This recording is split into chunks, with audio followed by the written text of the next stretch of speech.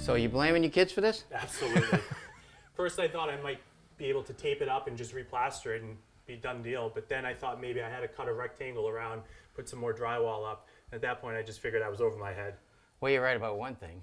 It's a ceiling, so it is over your head. Come on, let's take a look up in the attic.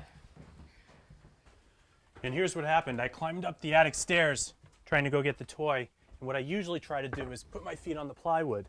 And when the plywood runs out, I'll put my hands on these collar ties here and put my feet on the joist. Yeah. So I walked back and got the toy, and I heard my kid scream, and I said, oh, I better hurry. So I started going back a little too fast, and I noticed right here, when I put my foot down, I didn't hit the joist. You missed. And I missed. All right, so let's see. Take out this insulation. Oh yeah, there's the damaged wallboard right there. Let me see what under this one. Yeah, you can really see the damage. Well, what you have here, first of all, this is a 2x8 ceiling joist, and they're 16 inches on center. And they run from the front of the house to the back of the house, or rafter to rafter. Underneath that is this 1x3 furring strip, or strapping. What's this used for? Well, it's a couple of things. The electrician can use it to run their wires under the joist so they don't have to drill them. Oh. And the wallboarders fasten their wallboard to it. Gotcha. So we're going to have to cut out the damaged wallboard and replace it? No, we're going to re-secure the damaged wallboard.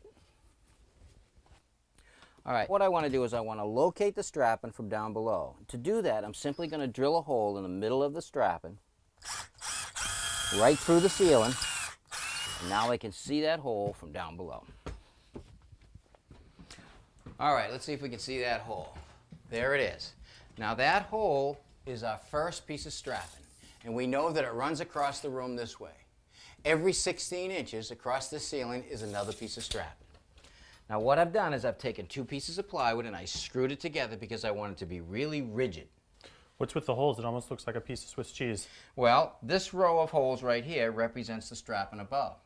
This row of holes is 16 inches apart from this row of hole, represents the second piece of strapping. Now what I want you to do is hold this up under the ceiling, but line up one of the holes with that hole in the ceiling. All right, now what I did is I actually cut a piece of 2x4 to fit between the ceiling and the floor, and I'm going to use this to jack up that piece of plywood, pushing the wallboard up against the strapping. Now I have another piece of plywood on the floor so I don't damage the floor.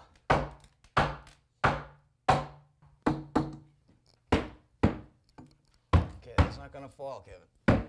It's up there nice and tight. Okay, I've installed a drywall tip in my screw gun, which will allow the drywall screw to countersink just at the right depth. I'm going to screw it right through one of the holes.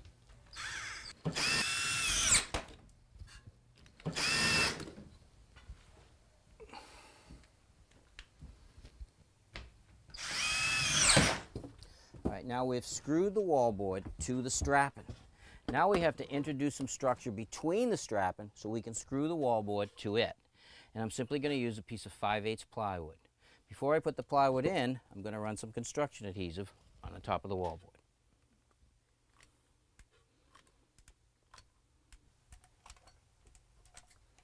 Okay. Lay the plywood in. Push it around a little bit. Now the plywood fits under the joist loosely because it's a little bit thinner than the strapping. Got one there. Okay, now a little over here.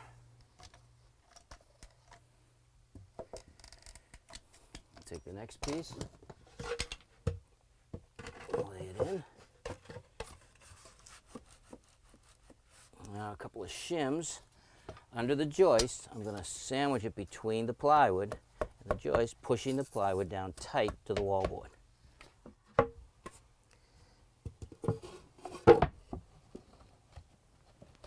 Now that's it. Just screw off the middle. Okay, you got them all? Yep. All right, let's put a couple of screws on here on each side of this crack and on each side of that crack. Okay.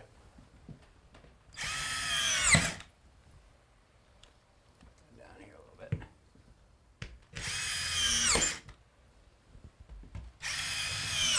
All right, Kevin, you want to hold that plywood. I'm going to bang the jack out. Ready? Yep.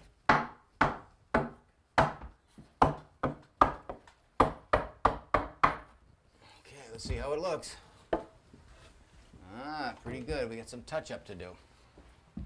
Now using my hammer, I'm going to knock off any loose pieces, and then we'll be ready for joint compound.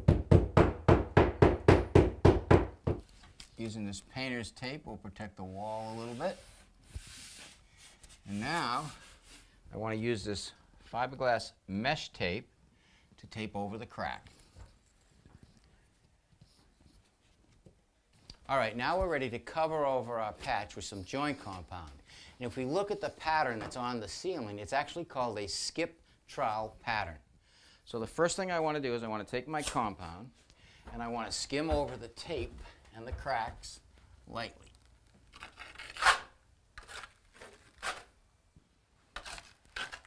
Get a nice layer right over it. With the cracks and the screw heads covered, we're ready to apply the texture.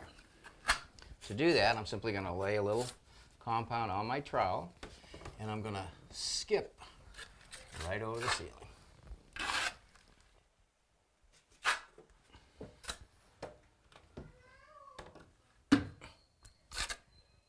The reason we call it skip troweling is because I'm not applying a lot of pressure. The trowel is actually skipping over it. Well, what do you think, Kevin? This is great. I can't even see the patch. Well, that's the idea of it. Now, in a couple of days, when it's dry, put a coat of paint on it, and it should disappear. Do you think you can handle that? Definitely.